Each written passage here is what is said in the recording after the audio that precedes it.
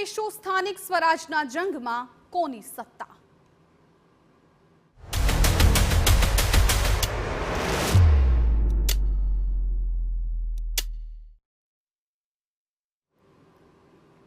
સ્થાનિક સ્વરાજની ચૂંટણીને હવે ગણતરીના જ દિવસો બાકી છે, તેવામાં TV9ની ટીમ ખેડાના મહેમદાબાદ વિસ્તારમાં પહોંચી અને ત્યાંની પરિસ્થિતિનો તાગ મેળવ્યો છે।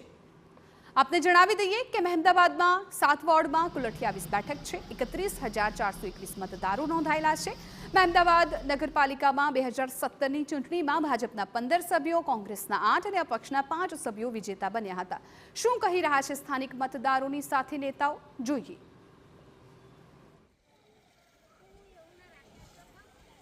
નગરપાલિકાની ચૂંટણીના પડઘમ વાગી ચૂક્યા છે, ત્યારે જે સત્તા સ્થાને બેઠેલા લોકો હતા તેમના દ્વારા શહેરોનો કયા પ્રકારનો વિકાસ થયો, જ્યારે ચૂંટણીઓ જાહેર થઈ છે ત્યારે હવે કયા નામે તેઓ વોટ માંગશે। આપણી સાથે મહેમદાબાદના જુદી જુદી પાર્ટીના લોકો જોડાયા છે, તેમની સાથે વાત કરીશું। સૌથી પહેલાં કયા વિકાસના કામો થયા તેની પર વાત કરીએ। કમલેશભાઈ, મહેમદાબાદની અંદર છેલ્લા 5 વર્ષમાં કયા પ્રકારના વિકાસ થયો? મહેમદાબાદમાં વિકાસની વાત કરીએ તો અત્યારે એક પણ રોડ એવો નથી કે પહેલાં જે ખાડા હતા બધા રોડ રસ્તા થઈ ગયા છે। પાણીની સમસ્યા પહેલાં હતી તો પાણીની નવી ટાંકી આસ્થા બાજુ નવી બનાવડાવી છે, ગંગનાથ મહાદેવ બાજુ નવી પાણીની ટાંકી બનાવડાવી છે, મુસલમાન વિસ્તારમાં પણ પાણીની ટાંકી નવી બનાવડાવી છે। એ રીતે 4 થી 5 ટાંકી નવી પાણીની બનાવડાવી છે। રોડ રસ્તા ટીપીના જે છે એ ઓડા દ્વારા કરવામાં આવે છે। બાકી ઇન્ટિરિયર રોડ છે એ નગરપાલિકા હસ્તકના છે। તમારા વિસ્તારમાં કોઈ સમસ્યાઓ છે ખરી અત્યારે? ના, અત્યારે કોઈ હલ સમસ્યા નથી। આગામી સમયમાં કયા કામો થવા જોઈએ?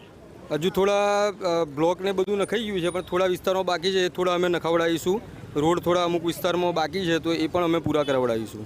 છેલ્લા 5 વર્ષમાં જે વિકાસના કામો થયા, લોકોને કેટલો સંતોષ છે?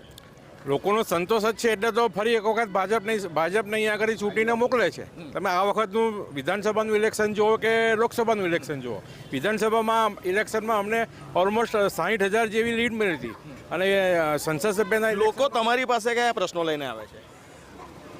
મહેમદાબાદ શહેર પ્રમુખ હોવાથી પ્રજાઓ 2 વર્ષમાં સીધી અમારા સંકલનમાં રહી છે। ઘણા બધા પ્રશ્નો લઈને આવ્યા હતા। કોઈના નગરપાલિકા લેવલે મુખ્ય પ્રશ્નો હોય છે પાણી, લાઇટ, ગટર।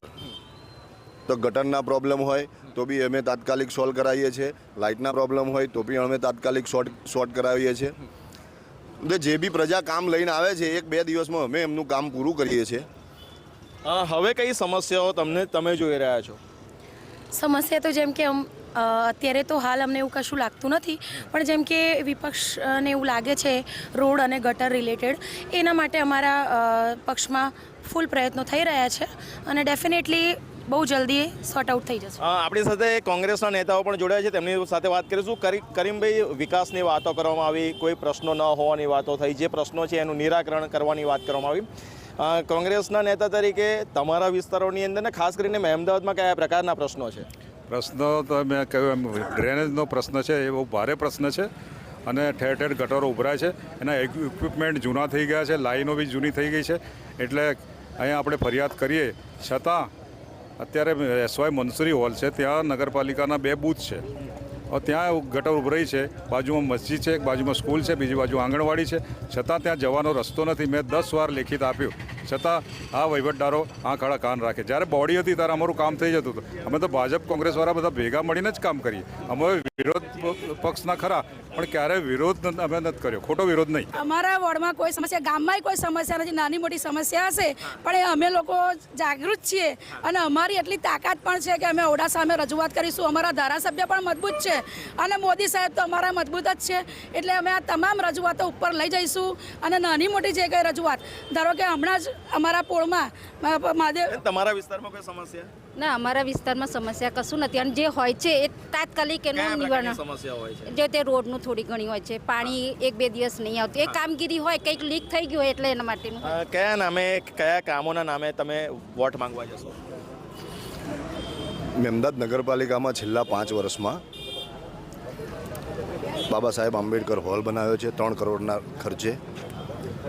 અવડાને રજૂઆત કરી, એક પરમ પૂજ્ય રવિશંકર મહારાજ હોલનું નિર્માણ કરેલું છે, જે 22 કરોડના ખર્ચે છે।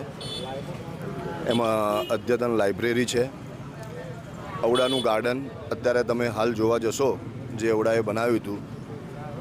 તમે ઓરડા ગાર્ડનની વાત કરો છો તો એ પરથી યાદ આવે છે કે આટલો સરસ આટલા કરોડનો ખર્ચ પછી પણ જે બહાર જે દબાણો થયા છે અને જે લોકો દ્વારા ન્યુસન્સ ફેલાવવામાં આવી રહ્યું છે, તો તમારા દ્વારા પોલીસની અંદર કેમ કોઈ રજૂઆત નથી થઈ?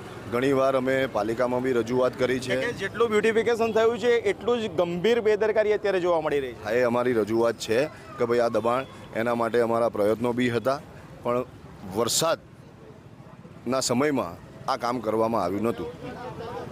આ હતા મહેમદાવાદના જુદા જુદા પોલિટિકલ પાર્ટીના નેતાઓ અને નાગરિકો. સ્પષ્ટપણે માની રહ્યા છે કે જે સરકાર હતી ભૂતકાળમાં તેમના દ્વારા ખૂબ વિકાસના કામો થયા છે. સામે પક્ષે કોંગ્રેસ દ્વારા કેટલાક અપેક્ષાઓ પણ રાખવામાં આવી રહી છે કે જે સ્થાનિક લેવલના જે પ્રશ્નો છે તે નવી જ્યારે પણ બોડી બેસે તો તેનું સરળતાથી સમાધાન થવું જોઈએ.